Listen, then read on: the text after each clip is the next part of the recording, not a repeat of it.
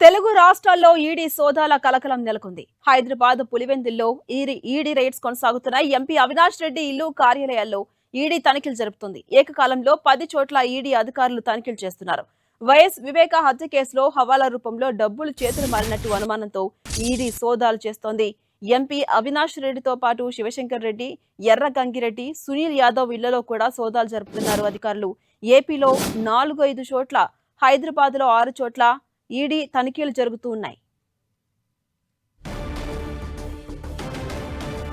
ఇక ఈడీ తనిఖీలపై మరిన్ని అప్డేట్స్ మా ప్రతినిధి కిరణ్ అందిస్తారు. కిరణ్, ఝాన్సీ రాణి వివేక హత్య కేసులో హవాలా రూపంలో కూడా నిందితులకు పెద్ద మొత్తంలో డబ్బులు సమకూర్చిన ఆరోపణల నేపథ్యంలో కూడా ఈడీ అధికారులు తెలుగు రాష్ట్రాల్లో ముఖ్యంగా ఏపీ, తెలంగాణలోని మొత్తం 10 చోట్ల కూడా, ఆంధ్రప్రదేశ్ లో 4 చోట్ల, హైదరాబాద్ లో 6 చోట్ల కూడా ఈడీ అధికారులు సోదాలు చేస్తున్నారు. ముఖ్యంగా ఎంపీ అవినాష్ రెడ్డి నివాసంతో పాటు దస్తగిరితో పాటు మరొక నిందితుడు ఈ కేసులో అప్రూవల్ గా మారిన గంగిరెడ్డి నివాసంలో కూడా ఇటు ఈడీ అధికారులు సోదాలు చేస్తారు. ప్రస్తుతానికైతే ఉదయం 6 గంటల నుంచి కూడా ఈ సోదాలు కొనసాగుతున్నాయి. వాస్తవానికి కేసుకు సంబంధించి కూడా సిబిఐ విచారణ చేస్తున్న నేపథ్యంలో తాజాగా ఈడీ అధికారులు ఏకకాలంలో 10 చోట్ల సోదాలు చేయడం కూడా ప్రస్తుతానికైతే కొంత హాట్ టాపిక్ గా మారినట్టుగా సమాచారం. ఈ కేసుకు సంబంధించి పెద్ద మొత్తంలో కూడా ఇటు నిందితులకి వివేక్ హత్య కేసుకు సంబంధించి కూడా హవాలా రూపంలో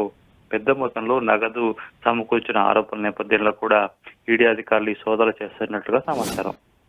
అలాగే కిరణ్, ఇప్పటి వరకు ఏమైనా ఆధారాలు లభించాయా?